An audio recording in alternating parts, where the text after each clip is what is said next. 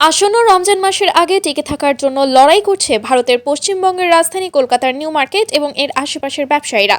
মূলত এই সময়টিকে ব্যবসার জন্য সেরা সময় বলে মনে করা হলেও তারা সংগ্রাম করছেন, কারণ বাংলাদেশি ক্রেতা তথা পর্যটকরা খুব বেশি সংখ্যায় সেখানে যাচ্ছেন না। এতে অনিশ্চিত ভবিষ্যৎ নিয়ে শঙ্কায় পড়েছেন কলকাতার ব্যবসায়ীদের অনেকেই। রোববার 16 ফেব্রুয়ারি এক প্রতিবেদনে এই তথ্য জানিয়েছেন সংবাদ মাধ্যম টেলিগ্রাফ ইন্ডিয়া। সংবাদ মাধ্যমটি বলছে, কলকাতার নিউ মার্কেট এবং এর আশেপাশের কিছু ব্যবসায়ী ইতোমধ্যেই তাদের ব্যবসা বন্ধ করে দিয়েছেন। এখনও যারা ব্যবসা সচল রেখেছেন তাদের অনেকেই আর নিশ্চিত নন ঠিক কতক্ষণ তারা এটি চালিয়ে যেতে পারবেন। ছাত্র জনতার ব্যাপক বিক্ষোভের মুখে বাংলাদেশের প্রধানমন্ত্রীর পদ থেকে ক্ষমতাচ্যুত হয়ে শেখ হাসিনা গত বছরের আগস্টে দেশ ছেড়ে পালিয়ে ভারতে আশ্রয় নেন। এরপর থেকে তিনি সেখানেই অবস্থান করছেন। হাসিনার পলায়নের পর বাংলাদেশে অবস্থিত ভারতীয় হাই কমিশন এখনও আগের মতো পর্যটক ভিসা দেওয়া শুরু করেনি বলে সূত্র জানিয়েছে। বাংলাদেশিদের মাত্র অল্প কিছু সংখ্যক মেডিকেল ভিসা দেওয়া হচ্ছে। ট্যুরিস্ট ভিসায় এই নিষেধাজ্ঞা সীমান্তের ওপারে তথা পশ্চিমবঙ্গে ব্যবসার ক্ষতি কারণ হয়েছে। ট্যুরিস্ট ভিসায় এই নিষেধাজ্ঞা সীমান্তের ওপারে তথা পশ্চিমবঙ্গে ব্যবসায় ক্ষতির কারণ হয়েছে।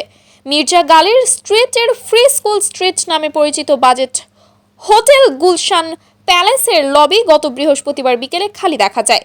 এ সময় একজন রিসেপশনিস্টকে তার মোবাইলের স্ক্রিনে ব্যস্ত থাকতে দেখা যায় এবং আর মালিক আর কে তারা সে সময় তার ডেস্কে বিক্রেতার বিলগুলোতে স্বাক্ষর করছিলেন। তিনি বলেন, আমি জানি না এই পরিস্থিতিতে কিভাবে ব্যবসা চালিয়ে যেতে হবে। হোটেলটিতে 13টি কক্ষ রয়েছে। বছরের এই সময়ে মাসের একটি দিনও এসব কক্ষ খালি থাকে না। বৃহস্পতিবার সেখানে মাত্র 4টি কক্ষে অতিথি ছিলেন। তাদের কেউই বাংলাদেশ থেকে আসেনি। মাসের পর মাস ধরে এভাবেই চলছে। এমনকি অর্ধেক রুমও বুক হচ্ছে না। বাজেট এই হোটেলে একটি নন এসি রুমের দৈনিক ভাড়া আগে ছিল প্রায় 1100 রুপি। পর্যটক না থাকায় সেই ভাড়া এখন নেমে এসেছে 600 রুপিতে। আগে একটি এসি রুমের প্রতিদিনের স্বাভাবিক ভাড়া 2000 রুপি হলেও তা এখন কমে এসেছে 1200 রুপিতে। তিনি বলেন, আমরা আর কি করতে পারি? আমাদের আরও খরচ আছে যা বহন করতে হবে। যাই হোক না কেন, আমাকে বিদ্যুৎ বিল, ট্যাক্স এবং কর্মীদের বেতনও দিতে হবে।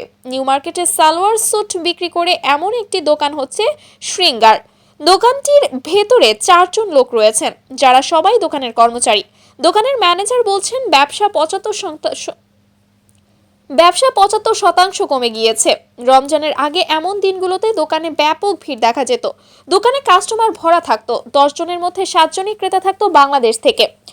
মার্কুইস স্ট্রিটে সামসি ফ্যাশনের শাড়ি এবং স্যুট বিক্রি হয়, তবে বিদ্যমান পরিস্থিতিতে তারা দোকান বন্ধ করে দিয়েছে। তার মালিক কামরুদ্দিন মল্লিকের পাল্টা প্রশ্ন, আমাকে মাসিক 2.5 লক্ষ রুপি ভাড়া দিতে হয়েছে। অন্যান্য আরও খরচ আছে 2.5 লক্ষ রুপি পর্যন্ত। ব্যবসা বন্ধ হয়ে গেলে আমি কতক্ষণ প্রতি মাসে 5 লাখ রুপি খরচ করতে পারবো? Marquis Street, Free School Street, Kid Street, Sadar Street, Rafi Ahmed Kidwai Road এবং নিউ মার্কেটের আশেপাশের এলাকাগুলো আগে বাংলাদেশ থেকে আসা পর্যটক ও দর্শনার্থীদের ভিড়ে মুখরিত থাকত। যেসব দোকানে শাড়ি, শেরওয়ানি এবং সালোয়ার স্যুট বিক্রি হয়।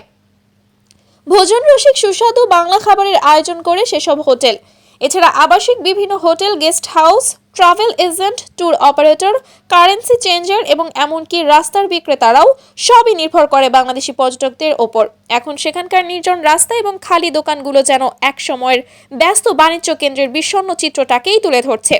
ফ্রি স্কুল স্ট্রিট টেন্ডার্স অ্যাসোসিয়েশনের সাধারণ সম্পাদক হায়দার আলী খান বলছেন, বেশ কিছু হোটেল মালিক যারা ভবন ভাড়া নিয়ে ব্যবসা শুরু করেছিলেন তারা তাদের ব্যবসা বন্ধ করে দিয়েছেন, কারণ তারা আর ভাড়া দেওয়া চালিয়ে যেতে পারেননি।